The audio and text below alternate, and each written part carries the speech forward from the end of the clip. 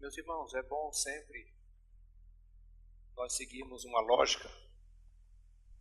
Nós, no ano passado, fizemos uma história, acompanhamos a história de Israel, talvez um pouco antes do ano passado, ainda com Samuel, Davi, e toda aquela jornada de Israel durante o período dos reis, até que pelo fato da desobediência, eles foram punidos pelo Senhor e lançados em cativeiro.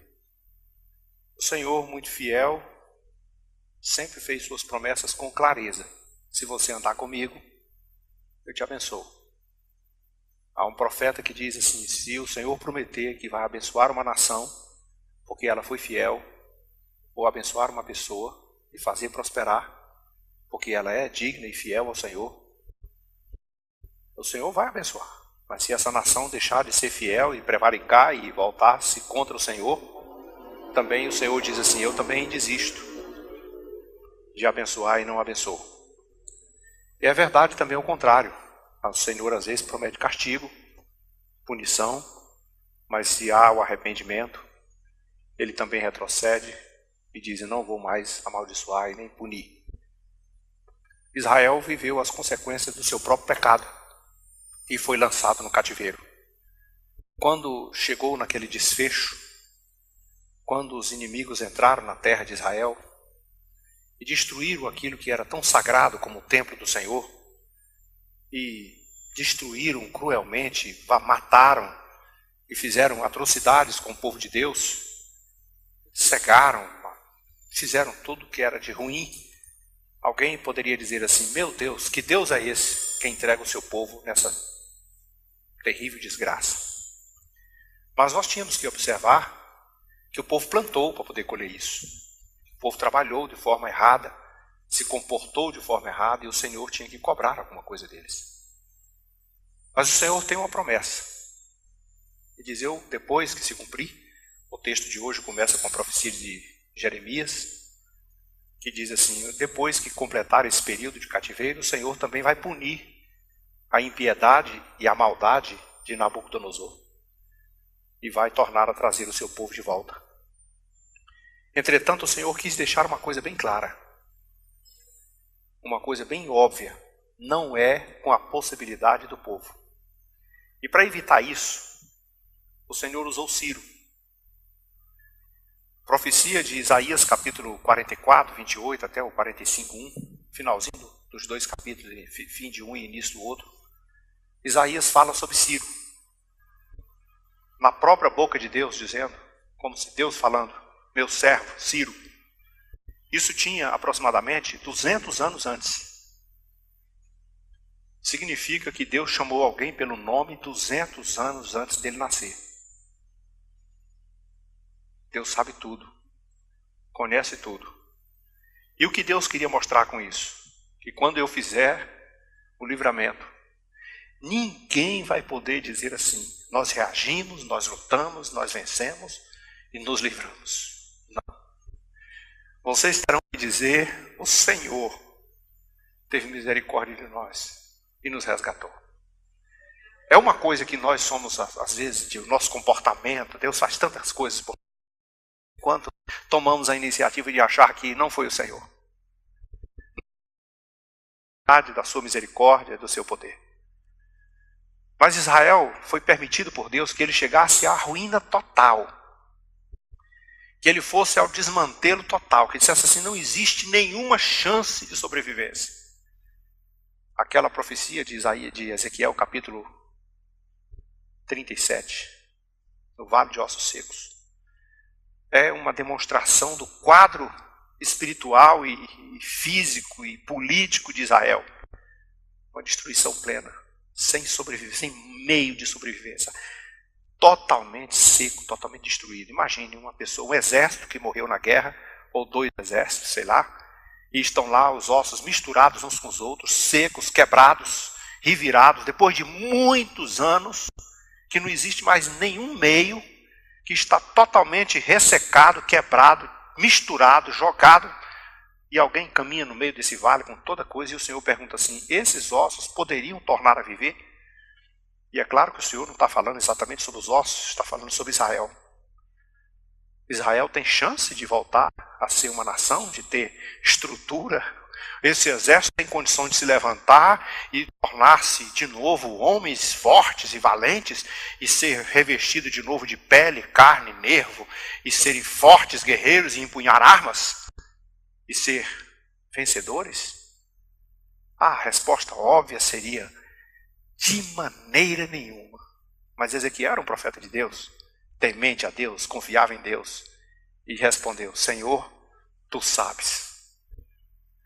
E a voz foi: então profetiza a esses ossos secos e diz a eles: ossos secos, ouvi a palavra do Senhor.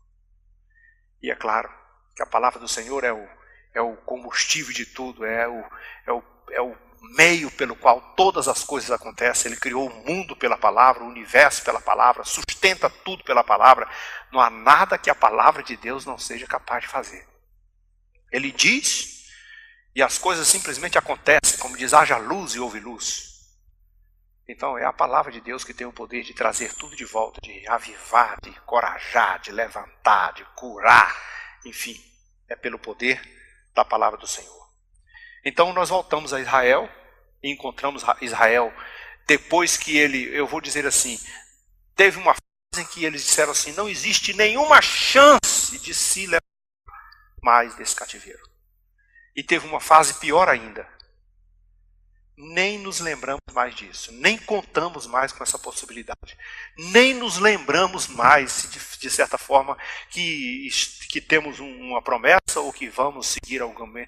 Nem estamos mais pensando nessa possibilidade.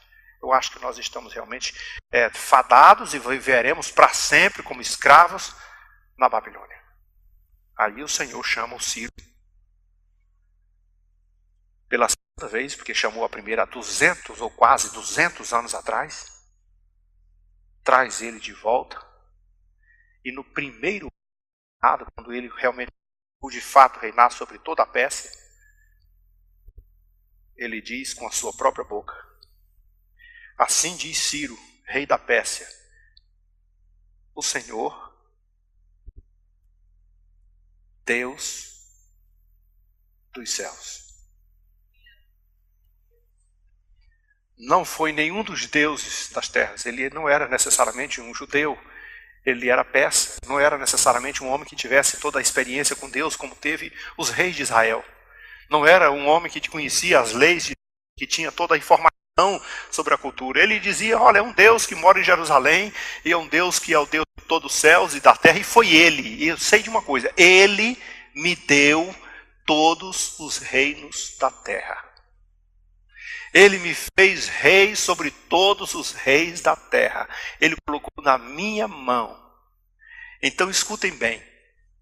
O que é que Deus é capaz de fazer?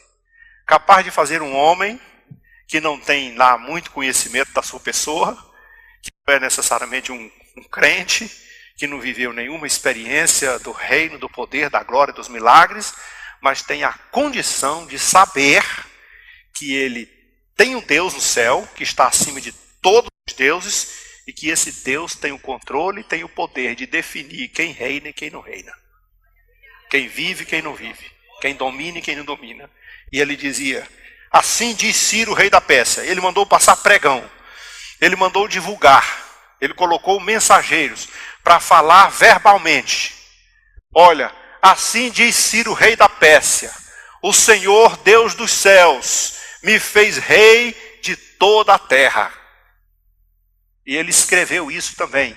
E mandou entregar essas cartas em todos os reinos, em todas as províncias, em todos os domínios do seu reino. E todo mundo que ouvia e que lia e que tinha conhecimento, estava ouvindo e lendo alguém dizer: assim diz Ciro, rei da Pérsia, o Senhor, Deus dos céus, me deu todos os reinos da terra e me encarregou de lhe edificar uma casa em Jerusalém de Judá.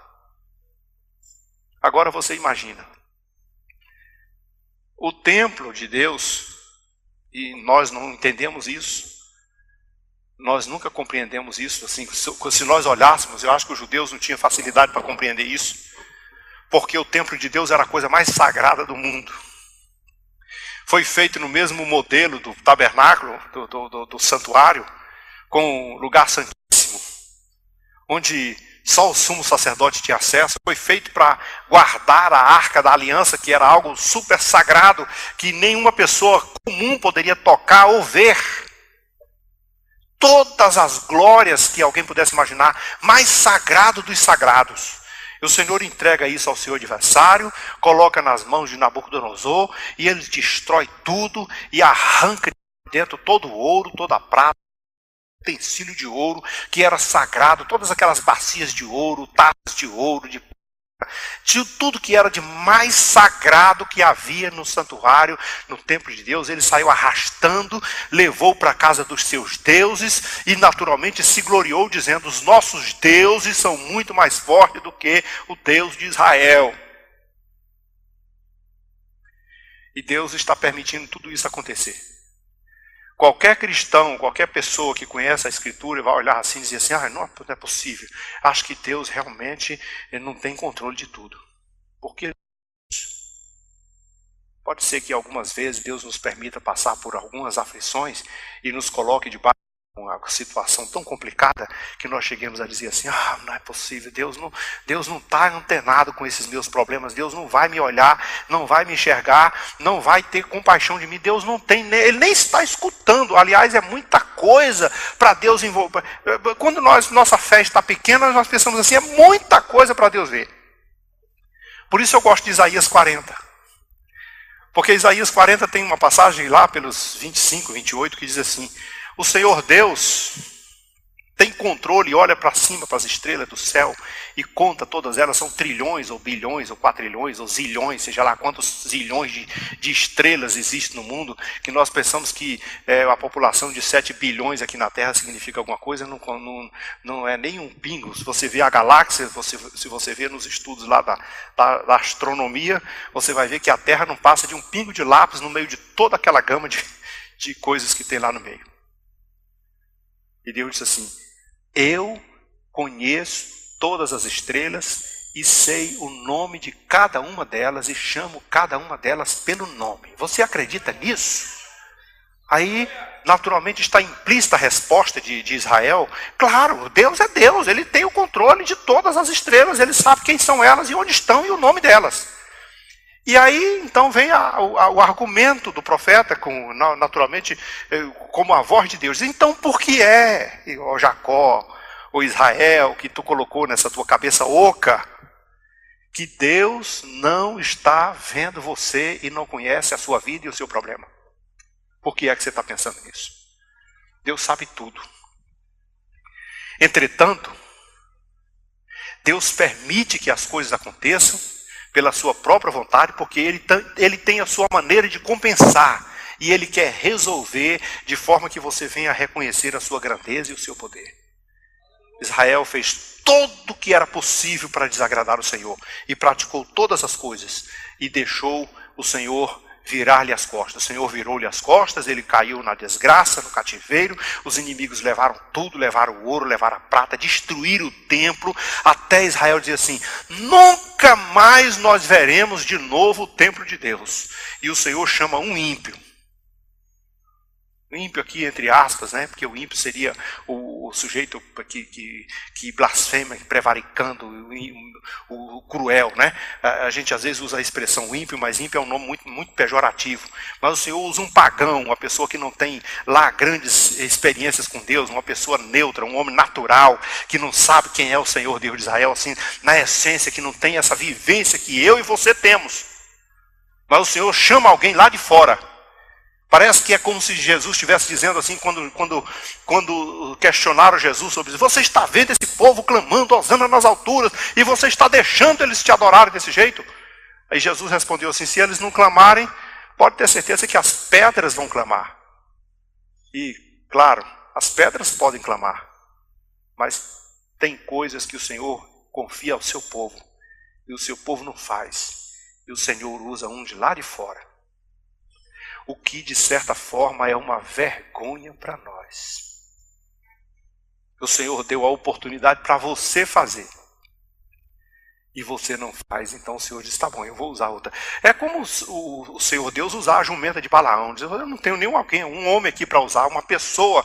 Eu vou usar esse jumento, essa jumenta para ele, porque eu posso usar o que eu quiser. Como usou no livro de Jonas, o peixe, o besouro, o vento, a chuva, o mar, a tempestade, tudo. Ele move tudo que ele quer. Tem o controle de todas as coisas. Mas às vezes nós não confiamos nesse poder. E o Senhor está então tratando com Israel, dizendo que tem controle de tudo. E por isso ele diz assim, eu vou colocar Israel de volta na sua terra, vou levantar o povo outra vez, vou estabelecer o meu reino outra vez, mas não com o poder do exército, não com o poder da guerra, não com a força que vocês têm, não com recursos econômicos que você pensa que tem, não. Eu vou fazer pelo meu próprio nome e pelo poder, por isso vou usar um de fora.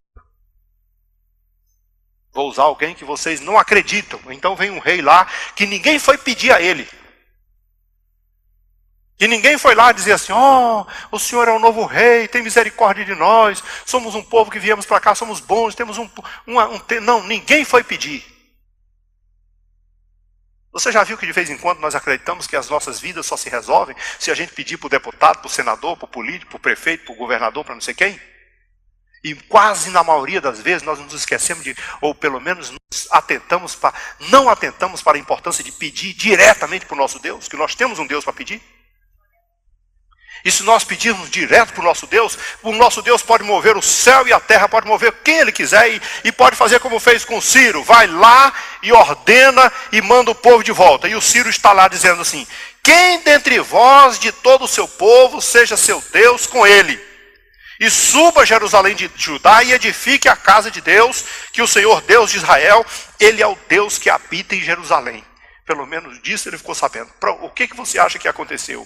O mínimo que você pode imaginar é o seguinte, que Deus se apresentou a Ciro e disse a ele alguma coisa. Ou usou alguém, ou falou pessoalmente, ou falou no coração, ou fez ele sonhar alguma coisa. Mas ele não estava falando de alguma coisa que ele não sabia ou que ele apenas pensava. Ele tinha certeza de uma coisa. Foi Deus que me deu esse reino, foi Deus que me constituiu rei, foi Deus que me entregou na mão todos os outros reis da terra, e foi Deus que me encarregou de construir um templo em Jerusalém para ele. Foi ele que me mandou fazer isso. Então que o seu povo faça isso. E todo aquele que restar em alguns lugares em que habita, os homens desse lugar o ajudarão. E ainda tem mais uma coisa. Não vão fazer isso assim não. Sabe como acontece? Ciro não é um sacerdote, não é um reverendo que diz assim, olha, traga uma oferta para ajudar a construir o templo do Senhor, não. Todos aqueles vão ajudar, com ouro, com prata, com bens, com comida, com tudo que tiver. Todos vão ajudar. Ele é o rei. Pode mandar. E ele não está perguntando aqui quem acredita, quem gosta, quem vai fazer por amor, não. Em princípio, todos os homens desse lugar o ajudarão com prata, com ouro, com bens, e fora as dádivas que são voluntárias. Tem gente que vai fazer voluntariamente. Tem pessoas que vão doar porque são generosos. Tem irmãos que vão fazer a oferta porque querem e o coração está pedindo. E quem não quer e o coração não está pedindo, o rei está dizendo, mas vai ajudar a si mesmo. Com ouro, com prata, com bens e com tudo que tem direito. Porque Deus tem o poder. Aliás, você já deve conhecer esse texto muitas vezes. De quem é o ouro, de quem é a prata? Minha é o ouro, meu é o ouro, minha é a prata. De quem é a terra e toda a sua, meu Senhor é a terra e toda a sua plenitude. Ele é dono de tudo. Então, se Ele manda, você faz. Sabe que tem algumas coisas que acontecem, ainda hoje acontece. Eu me lembro de quando nós estávamos construindo esse templo, e você pode imaginar que se hoje as coisas são difíceis, então naquela época também não era nada fácil. Eu tinha sempre o costume de ficar por aqui, com aquele sonhando, andando aqui no meio aqui, e de vez em quando aparecia uma pessoa que ele vinha ali sempre, ele chegava e dava uma boa oferta. Eu nunca tinha visto a face dele. Uma pessoa deixou aqui, não deu nem um nome, deixou uma oferta aí. Eu vi uma oferta bem expressiva. Gente, salvou a pátria. Era hoje, era tudo que a gente precisava. Compra cimento, compra isso, compra aquilo. Daqui a pouco passava de novo ali. Um dia, coincidiu, eu estava entrando por um lado aqui, ele chegou aqui.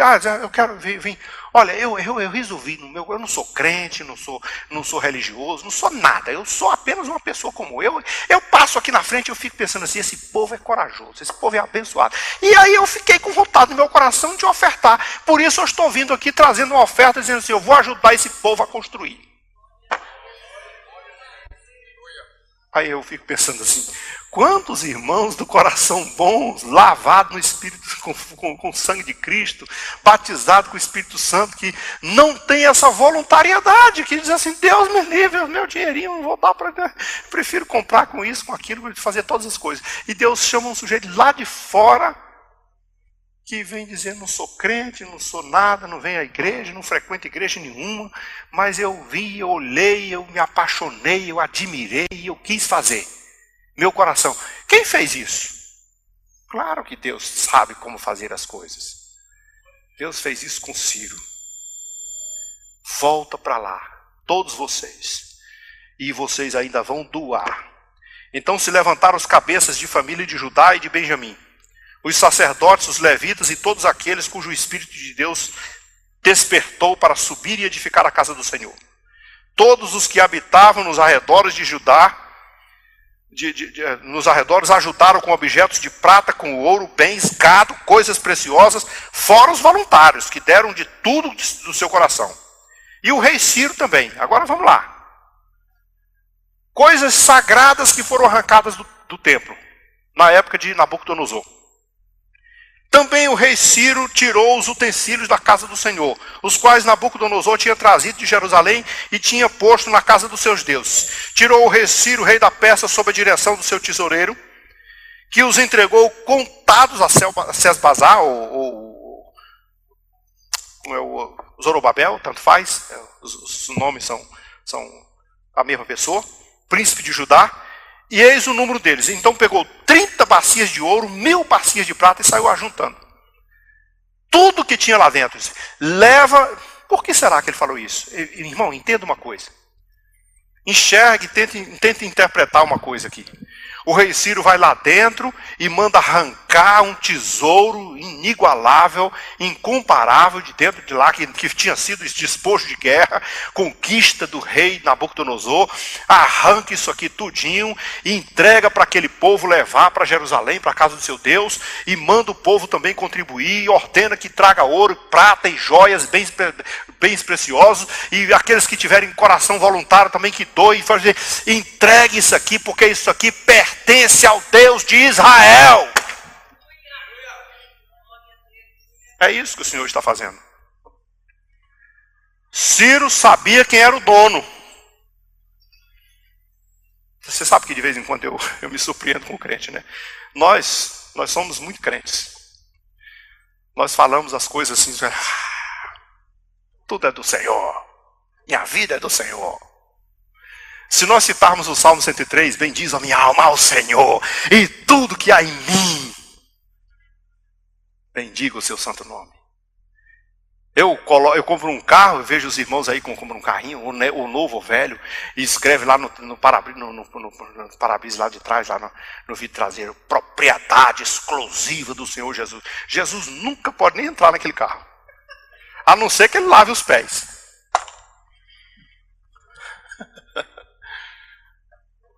Meu dinheiro, meus bens, meus negócios, tudo é do Deus do Senhor. Às vezes você vai numa empresa do irmão, aí pergunta assim, isso aqui o senhor é o dono? Não, sou o dono, isso aqui pertence ao Senhor. Ah, é? Mas o engraçado é que o Senhor não vê o lucro. O Senhor não participa dos bens, o Senhor não usufrui do que é seu.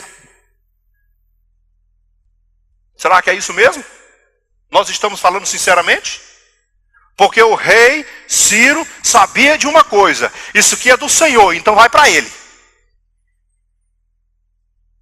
Um dia Jesus foi confrontado, foi foi tentado, né? Alguém chegou para perto de Jesus e disse assim, o sujeito chegou logo bajulando, né? Ele sabia que o judeu gostava de ser envaidecido, né? Ele se enganou com Jesus. Mestre, eu sei que tu é mestre, vindo de Deus, porque você para fazer o que tu faz, só se Deus for com ele. Jesus está ali, ó. Conta, o que é que tu quer? É lícito pagar tributo a César? A César ou não? Porque se Jesus dissesse, é lícito, pague, então os judeus diriam, é um covarde. Nós estamos esperando o libertador e ele vem para cá mandando a gente pagar imposto. Se dissesse, não é lícito, então os outros ali, ele é um traidor. Vamos levá-lo a César e vamos condená-lo à morte. Jesus olha para ele e diz assim, por que vocês me testam? Me dá uma moeda. Aí, vem a moeda na mão dele, cara ou coroa, vou aqui parafrasear, de quem é a cara? É César. Então, Jesus joga a moeda, então dê para o César o que é de César, e dê para Deus o que é de Deus. Sabe que de vez em quando nós falamos que o dízimo é de Deus, não é assim que nós falamos? E por que nós não damos o que é de Deus? Eu creio que é dele, é ele que manda, é ele que diz, ele que é o dono de tudo. Está aqui o rei Ciro devolvendo ao Senhor tudo que pertence ao Senhor. E desafiando o próprio povo de Deus. Esse é o teor maior. Que vem um sujeito lá de fora, que não serve a Deus como deveria, como não pertence ao povo de Deus.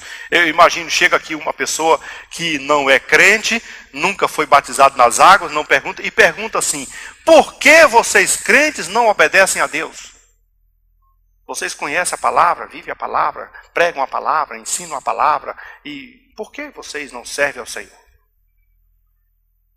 E esse servir envolveria todos os aspectos da vida cristã, da santificação, do temor, da voluntariedade, do serviço, da regeneração, justificação, purificação, santificação, transformação de vida, consagração ao Senhor e serviço ao Senhor. Tudo isso aí, e alguém de fora que não conhece a Deus, que não vive com o Senhor, nos confrontar sobre esse assunto. O que acha disso? E o pior de tudo, dá um exemplo melhor do que o nosso.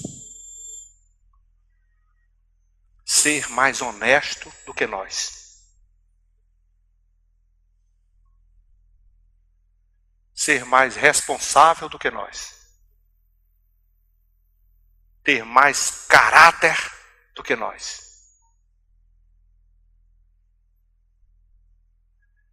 O que é, sem dúvida alguma, para nós, uma vergonha.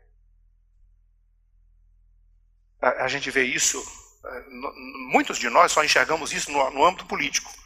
Porque o político está na mídia, ele aparece. O sujeito entrou lá na política, logo ele está na televisão, todo mundo sabe quem é ele. Mas isso serve para a gente tirar como parâmetro. Porque o sujeito chega lá e diz assim, olha, você tem que escolher um crente, porque o crente é isso, o crente é aquilo, e papá, porque o crente... E de fato, é tudo de bom. É tudo lindo, tudo perfeito. Esse é o protótipo, esse é tudo que devia ser. Até do rei ao súdito, todo mundo devia ser crente. Seria ótimo. Mas a gente já descobriu que nem sempre ser o crente significa ser honesto. E às vezes a gente tem que se deparar com a situação de um sujeito que não é crente, que não conhece a Deus, ser mais honesto do que o crente. Mas isso é só lá que acontece? Não. Isso acontece na nossa vida. Na fila do banco, na fila do almoço, no caixa eletrônico, no troco da padaria, no ponto lá do seu trabalho, no horário do seu expediente. Em qualquer momento da sua vida, você pode demonstrar que o seu caráter é inferior ao caráter de alguém que nem sequer conhece a Deus. Assim nos portamos de vez em quando. Crentes que vão... geralmente você escuta as pessoas dizerem, os crentes dizem assim, eu não contrato crente, minha empresa não contrata crente. O cara é crente, eu não contrato crente. Mas não é possível. O judeu não faz isso. O judeu, se tiver um sapateiro aqui e tiver 50 outros ali, eu vou consertar com o meu irmão judeu. Se tiver um carpinteiro ali, eu precisar fazer um banco, eu vou fazer com o meu irmão judeu, não vou fazer com o outro estranho. Mas no nosso contexto, a gente diz assim, não, eu quero outro, eu quero um cara lá de fora, eu quero um ímpio, um pecador, seja lá o que for, o crente eu não quero. Por quê? Porque o crente já vem com história de irmão. Irmão, você me libera hoje? Irmão, você me libera amanhã? É porque eu vou ter uma vigília, vou ter uma oração, eu estava fazendo visita, cheguei tarde. Quem é que está perguntando, rapaz? Você foi contratado para trabalhar, não foi para fazer vigília, não? Aí o cara diz logo, eu não contrato crente. Porque ele dá mais exemplo aí, porque o ímpio dá mais exemplo do que nós.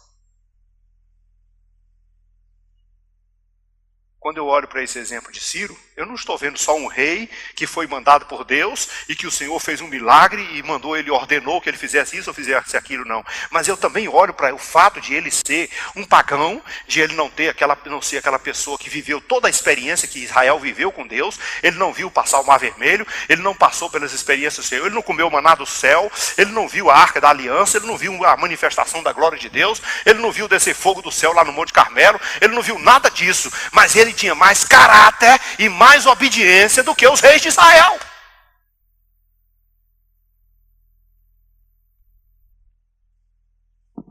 E por isso o Senhor o escolheu. E por isso o Senhor o chamou. Então eu sou confrontado, desafiado por Deus a ser fiel ao Senhor.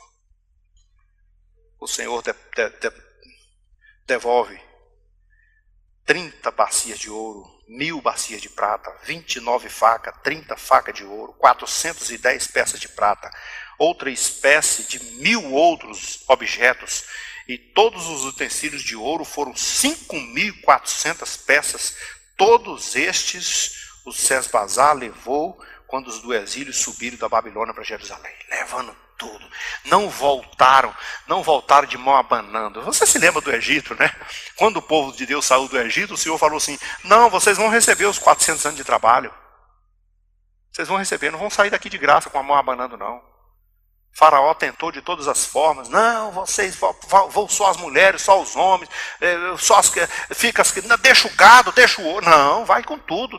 Moisés disse, não vamos nossos homens, nossas mulheres, nossas crianças, nosso gado, nossas ovelhas, não vamos deixar para você nem uma unha. E ainda tem mais uma coisa, você vai encher a nossa capanga. Você vai nos abastecer de ouro, de prata e de tudo que nós precisamos, porque tudo que nós queremos é levar uma grande riqueza para o deserto para prestar culto ao nosso Deus. Ele é o dono. Eu sempre comparo aquela história assim, quando o Senhor resgatou do Egito, lá do mundo, ele resgatou o crente com tudo que o crente tem. Com o ouro dele, com a prata dele, com o cavalo dele, o boi dele, o salário dele, tudo que tem, levou tudo para o deserto, tudo com um único objetivo, levar tudo para engrandecer o nome do Senhor nosso Deus. Mas na geração de hoje, o crente está chegando sozinho. Tudo dele ficou no mundo. Ele investe na política, mais do que no reino de Deus. Ele investe no futebol, na idolatria do futebol, muito mais do que no reino de Deus. E a comparação disso é que você pode fazer o congresso que for aqui, faz uma camisetinha de R$20, o sujeito diz, é um absurdo. Aí ele compra uma do Flamengo, do Botafogo, não sei da quanto lá, por 400 conto, aí ele diz assim, rapaz, tá na promoção, comprei barato. Só porque é do time de... Como é que você... Time do... Onde estiver o tesouro do homem, aí estará o meu coração está no Senhor. O meu coração está no Deus de Israel. No verdadeiro Deus e a vida eterna. Está em Jesus Cristo. A Ele toda honra, toda glória, todo louvor, toda adoração. Ele merece todo o meu culto. Ele merece o que eu sou e o que eu tenho. Ele merece eu e tudo que tenho. A minha família, os meus bens, o meu ser. É dele toda a sua plenitude. Vamos orar.